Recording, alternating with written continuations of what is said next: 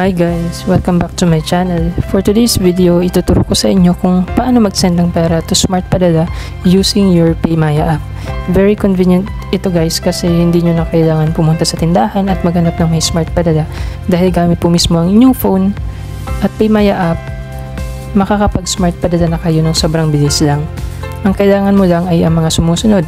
Of course, your cellphone, your good internet connection, a verified Maya account, tsaka sapat na balance or pera sa inyong Maya account. So, paano ba mag-send to Smart Padala using your PayMaya? Open your PayMaya app and log in. Tap send.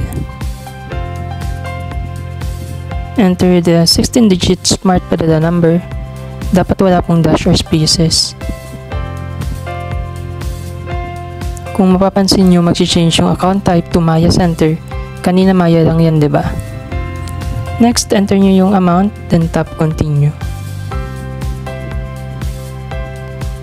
Sa next screen is yung summary ng transaction. Review nyo po ng maigi, especially yung account number.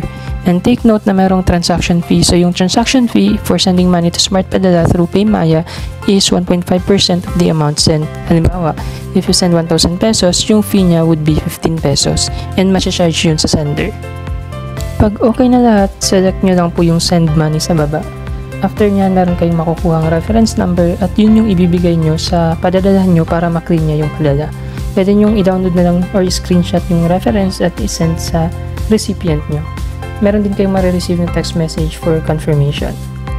That's all guys. I hope nakatulong po itong video sa inyo. Please feel free to comment down below if you have any questions about this topic.